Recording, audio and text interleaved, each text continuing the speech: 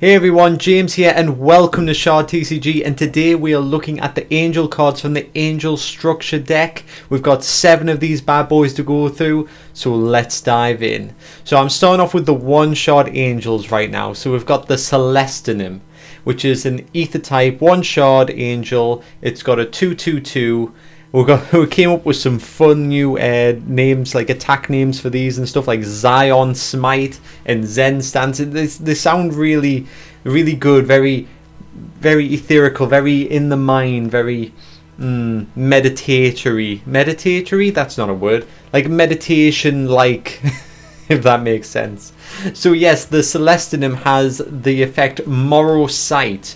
During your end phase, you may scry, which means view and reorder the top 3 cards of your deck. So the Celestine is quite good at just predicting the future and just influencing a little bit of the future, which I think is like nice if you want to tie that in lore-wise. Celestine, they can't change big things, but they can reorder things to suit them. There's a bit of influence there. It's like a little bit like tapping into time travel-y stuff, but not really. I don't know. See what you think of that anyway. I mean, I love the design of this guy because, you know, with a lot of angels you go with the typical lots of wings and things like that. So with this one we've still got like a fiery halo to him, but he's more of just a robe and this faceless head just floating on top. I absolutely love the background for the Celestine being in space. I did do a video a little while ago about how to do a space like this.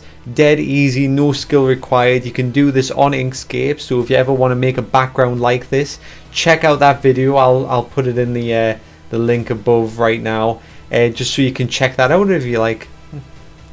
Okay, and next up we have our next Ether one-shot Angel, the Enchiradim. Now, I'm not sure if people are going to debate how this was pronounced. It is Enchiradim, or it's meant to be Enchiradim, at least through my eyes. I imagine people would be pronouncing like Enchiradim or something like that.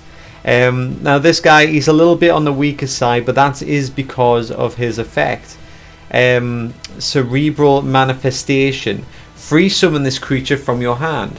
Your opponent draws 2 cards, so it's a good way of giving your opponent something for you to gain something, which is something we hadn't played with too much. You know, it was always sacrificing something of your own to gain something. So we want to try a little bit of here.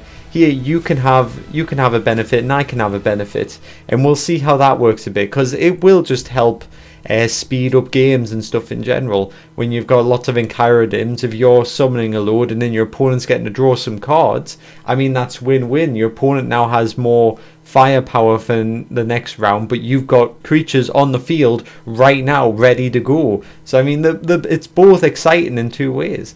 And if you have multiple Enchiradims, if you take a look at the Sacred Collective right there, its first attack, that is a swarm attack. So if you can get several Enchiradims out, you could take down a large creature very quickly, as they can combine their attack together and just go for a big swarm attack.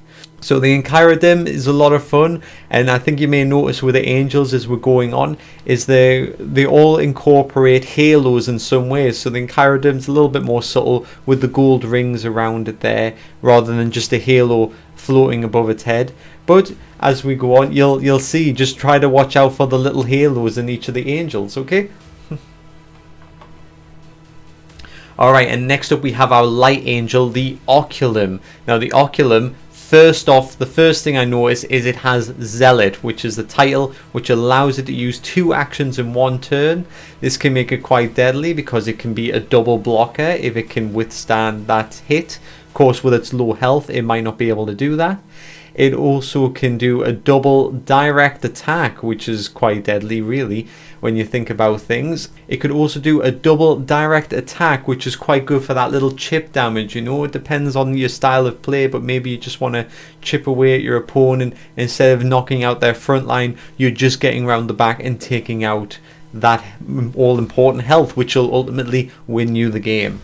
Now when we look at its effect, the double block starts to come in again, as you'll see. Refraction. When this creature is ready and is damaged, you may redirect the damage to another ally creature as light damage. Now, When you're using this creature as a double blocker, you're going in, the creature's receiving damage, but now you refract to another light creature, which means this creature doesn't get the damage. So now you're able to use that second block ability. So the block ability and the refraction effect really combine very nicely, as long as you've got other light creatures on the field to be able to tank that damage. Alright, the first of our 2 Shard Angels, it's another light angel, the Lustrum.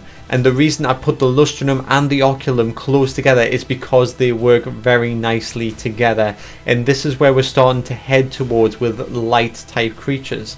So if we dive straight into its effect, we've got Reflection. Now Reflection, when this creature is ready and is targeted by light damage, you may rest this creature. Deal the damage this creature would receive to an opponent's life instead. Now you've got something very dangerous here, because now the Oculum can be refracting damage towards the Lustrum, and the Lustrum can be converting that damage into direct damage to your opponent. It's a very deadly combination. This is why it's important to have certain spell cards in your deck to override certain effects like these. Because I mean, on the surface, when it comes to just a creature damaging another creature, this seems like a pretty unstoppable combination. But spell effects aren't blocked, which means the Lustrum could be targeted if you can just keep some mana in reserve to be able to cast directly at the Lustrum instead. Now let's see what else the Lustrum has. We've got the title Spellbreaker, which is fantastic because Lustrum can then destroy spells, but that would be more of continuous spells such as channel spells and rituals and things like that. And the Lustrum cannot attack a spell that you're instantly casting, like a combat spell that would target the Lustrum and actually prevent the Lustrum. And then if we dive into the actions, the Lustrum has a below par attack, but it does have direct on it, which is often associated with light type creatures. So this has a 3 attack with direct, so it is able to bypass a lot of your opponents and just attack direct. And a lot of the light damage is about those fast direct attacks, but with them being lower attacks, they're probably not very good at taking out creatures. This is where they fall behind a little bit and then can easily get overwhelmed. So you have to take it with a grain of salt. It's a good deadly combination, but it could lead to you being overrun by your opponent, so just be aware of that. Alright, and now we move on to our Ether 2 Shard Angel, the Elysium.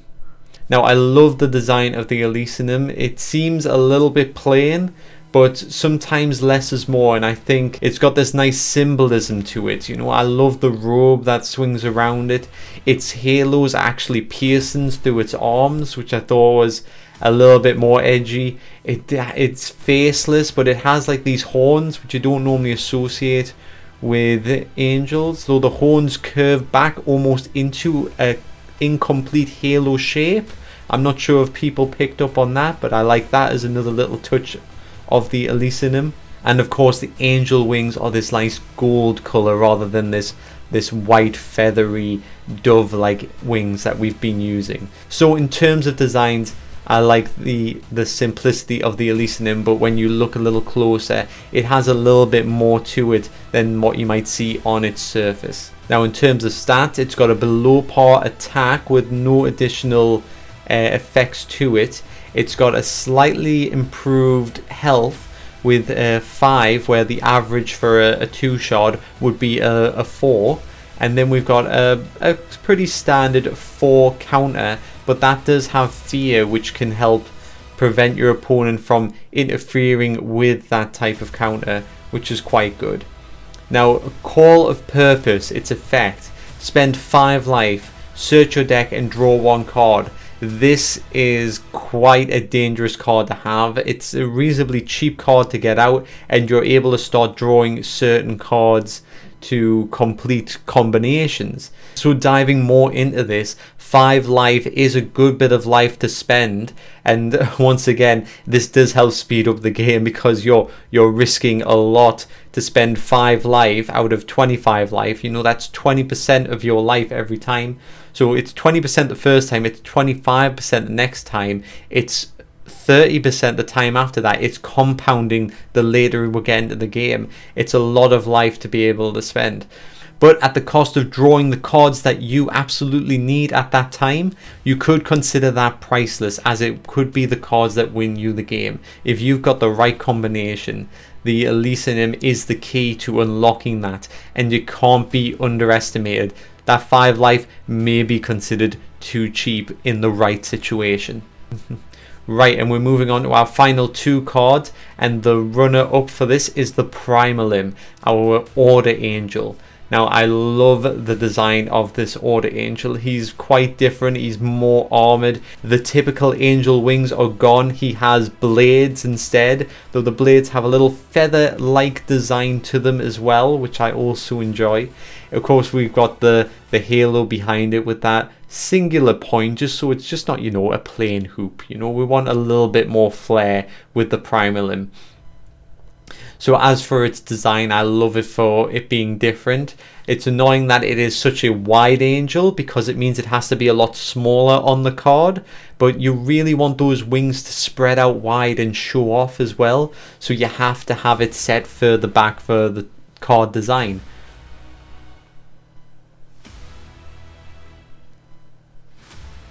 The Primal has the Guardian title, which means it is able...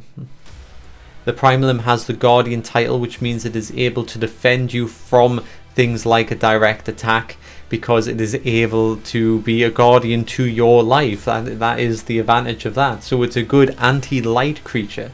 So if you're doing an angel versus angel, Order Angels might be the way to go once we introduce more Order Angels in the future.